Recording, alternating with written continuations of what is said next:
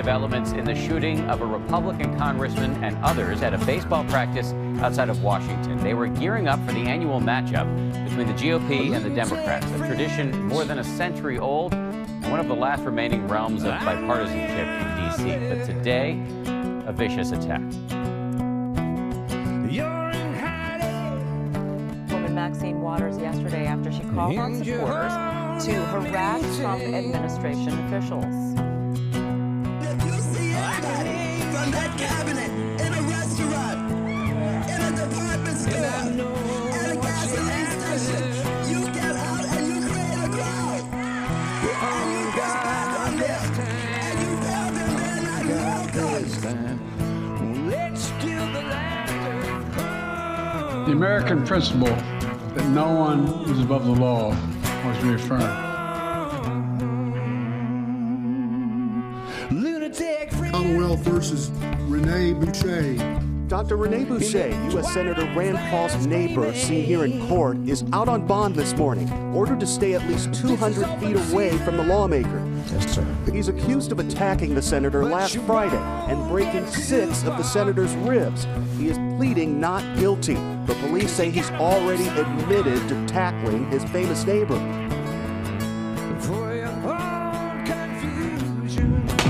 Today, 2 American institutions literally under fire: our national pastime and our elected officials.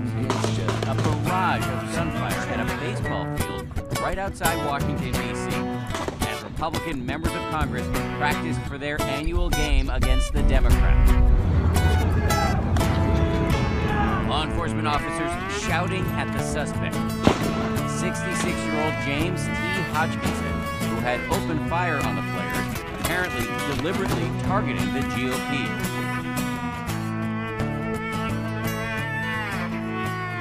They found Donald Trump guilty on all 34 felony counts.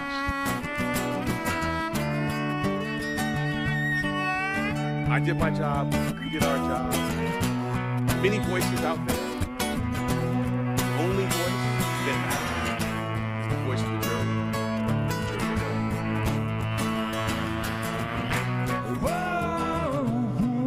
Reckless.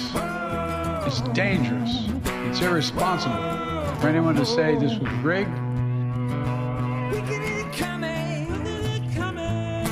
I'm willing to see the people who say, oh, I'm not going to bother to register to vote because my voice doesn't make a difference, or I'm just one person. I say one name, Donald Trump. That should motivate you. Get off your ass and vote. Will you sue him for us? Oh, we're going to definitely sue him. We're going to be a real pain in the ass. He's going to know my name personally. I love it. He probably does already. President, can you tell us, sir, Donald Trump refers to himself as a political prisoner and blames you directly. What's your response to that, sir?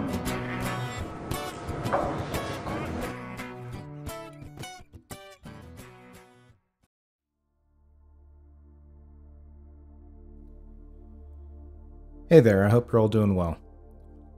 A while back, I think it was episode 35, I talked about community comms planning. In that video, I used the example of the civil unrest that took place in 2020 and why having a comms plan in place before trouble starts is helpful. Of course, the problem with that is it can be difficult to get people interested in participating because it requires effort and planning. When I made that video, I said I thought there was a collective angst about the state of affairs and general direction of our country.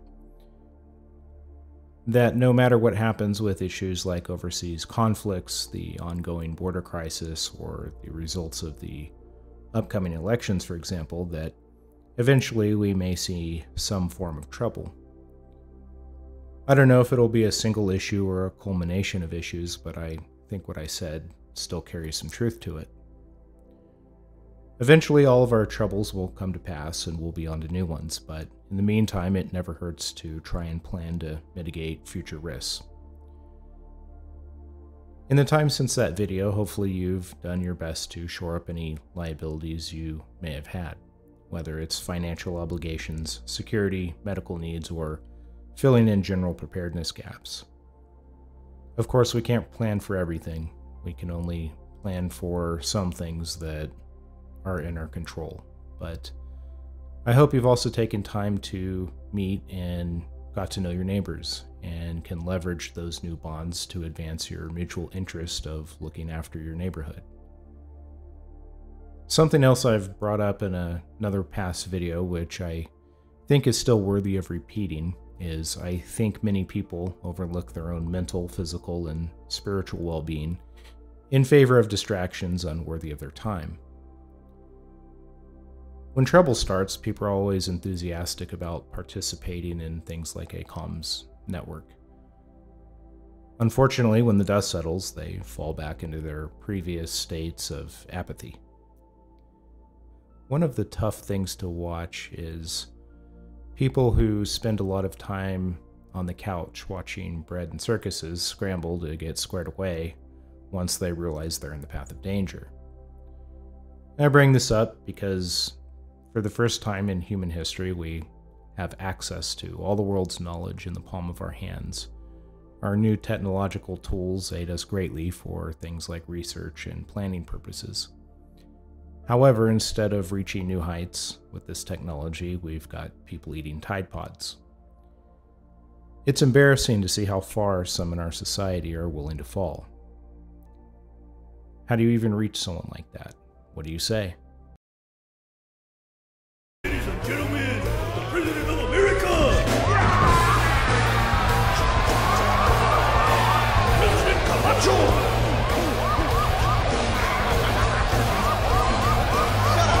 Shut up! Sit your monkey ass down. Chill out.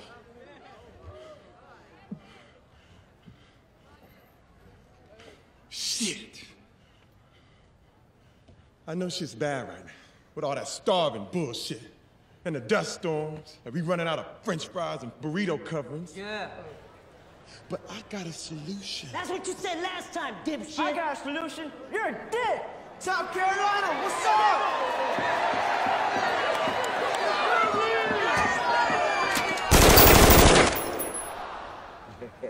That's what I thought. You don't have to be an expert in politics to see the discourse appears to be breaking down. I guess we could debate as to when it began, but I'm not sure we would all reach a consensus on a single event. Perhaps we can agree that a culmination of events led us to the intersection we're at.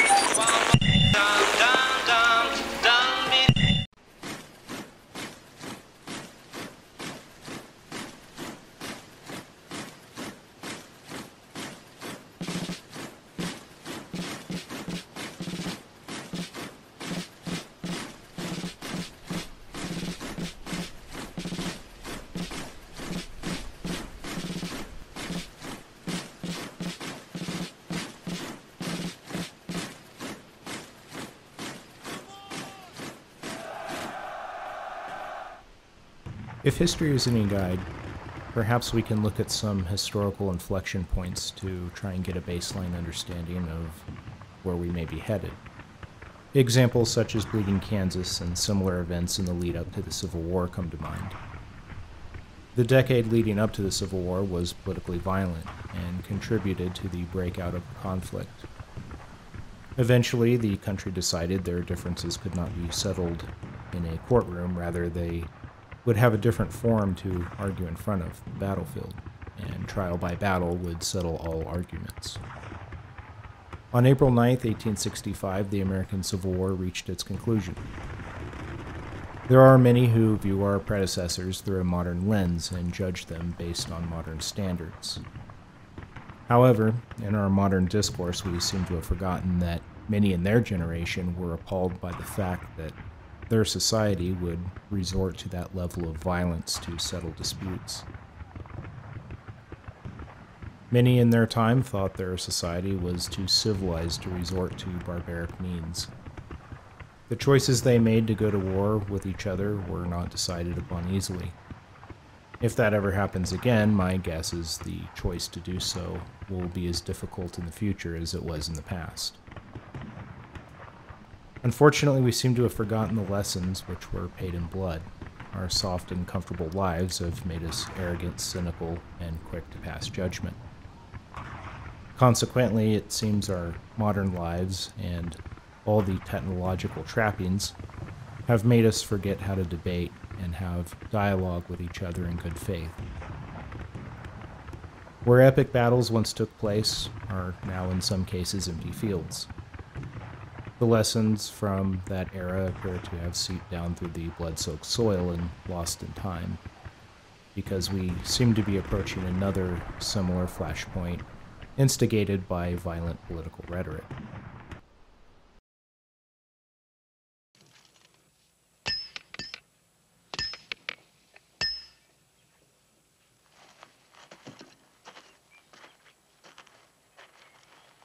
You're gonna get used to wearing them chains after a while, Luke. But you never stop listening to them clinking. Because they're gonna remind you of what I've been saying. For your own good. Wish you'd stop being so good to me, Captain. Don't you ever talk that way to me. Never! Never!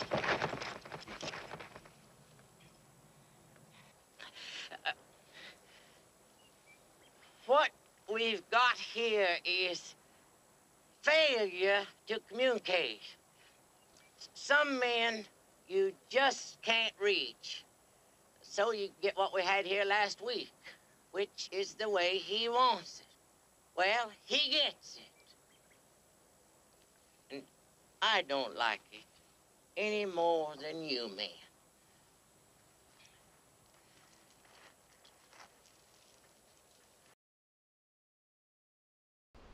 Whenever the political conversation escalates to violence, politicians like to lecture citizens about how the temperature should be lowered and the rhetoric should be toned down.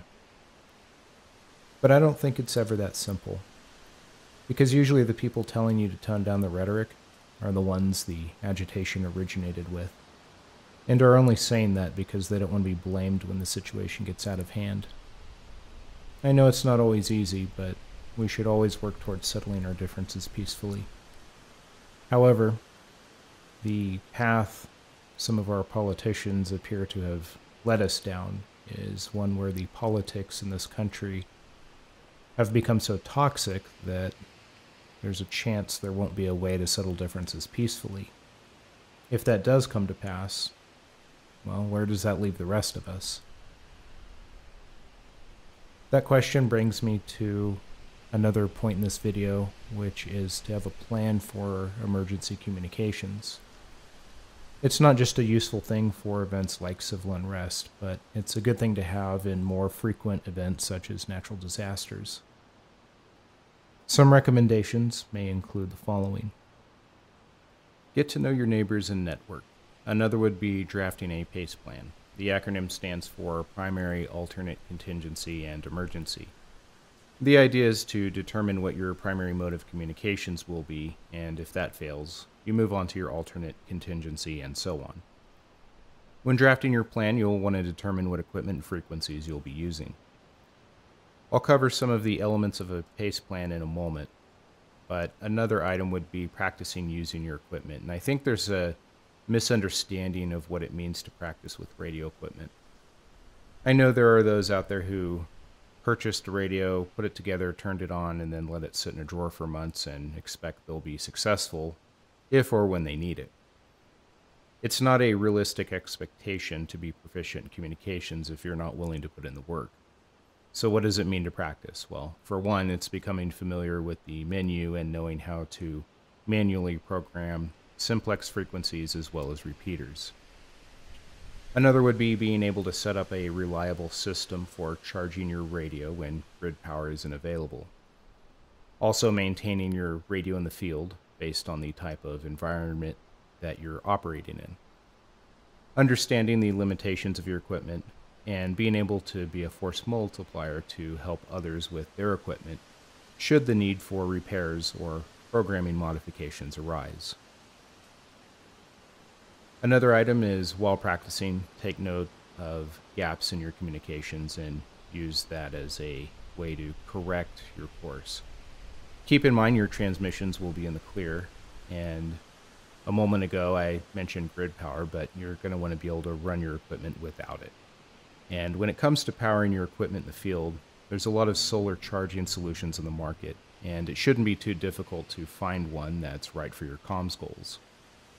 Something like a folding solar panel, charge controller, and either a sealed lead acid or lithium battery should be sufficient to keep your radio charged. Extra batteries are also a good thing to keep on hand as a short-term solution. Having something like a P.A.C.E plan is important because it helps avoid making up your next move as you go along. When drafting a plan, sometimes it's hard to visualize what the challenges not only public safety agencies but also citizens may face during an event or a widespread disaster. Some high-level examples might include a large increase in the volume of telecommunications traffic, long wait times for access to critical systems such as 911, or public safety networks going down. Power failure and equipment outages at key locations. An example here might be an electrical substation going offline or downed power lines. Public safety agencies losing parts of their communications network, and a need arises to communicate with other agencies operating with incompatible systems and procedures. A need arises to contact locations at distances beyond the range of a given radio or system. Communications delays leading to deferring decisions on critical issues, as well as duplicating messages, creating further confusion, and resulting in operational problems such as determining which messages were sent and which ones should be sent. Due to issues affecting infrastructure and public safety communications, alternative modes of communicating become necessary. The event or disaster creates a need for simultaneously handling high-volume message traffic containing widely differing priorities.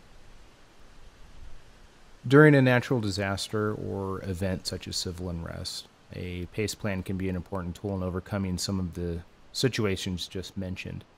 If your area is affected by cell phone, network, internet, and public safety communications outages, the ability to effectively get information and communicate could deteriorate rapidly. When there's a lack of information, the public will make repeated attempts at using their cell phones, even if the cell network is overloaded or down. In some situations, cell users may experience receiving calls or texts from out-of-town numbers, but not be able to communicate across their town. Depending on the scale of the event or natural disaster, anyone traveling will experience delays in requests for aid, as emergency personnel may be spread thin. If the situation becomes protracted, then the potential threat of looting also looms. Eventually, roads will be cleared and critical infrastructure is returned to normal. However, the first 72 hours of a crisis and how you and your family is able to respond to the obstacles presented may be the most critical. What are some high-level elements of a P.A.C.E plan you may want to consider? Decide who in your circle of family and friends should be part of the overall plan. Identify some events that you would potentially face in the area you live. Some examples are earthquakes, severe weather events, etc. You may also want to include some less frequent events such as civil unrest. For each scenario, include what your anticipated response may be and what the rules of engagement are. Determine how you'll gather intelligence about the scenarios you listed and how to formalize and distribute the information you gathered to your group. Identify communications, staging, and transportation issues. And lastly, communications should address dedicated radio frequencies for the group. As agencies scramble to respond to the demand for service within their jurisdictions, during this time the public can be temporarily isolated unable to call for help or determine what the extent of the disaster is. A part of your plan should be dedicated to determining an appropriate response to the scenarios you identified and actions based on information gathered. Some of those may include waiting it out, preparing to evacuate to a predetermined rally point, or offering aid to a relative, friend, or neighbor. Anyway, that's all for now. Thanks for watching.